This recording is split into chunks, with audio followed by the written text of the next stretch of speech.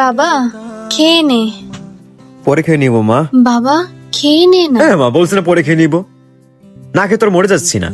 আর বলছি না আমায় গেম খেলার সময় ডিস্টার্ব করবা না। একদিন এই মা থাকবে না, সেই দিন বুঝবি, তখন আর কেউ তোরে ডিস্টার্ব করবে না বাবা। খেলবোই না।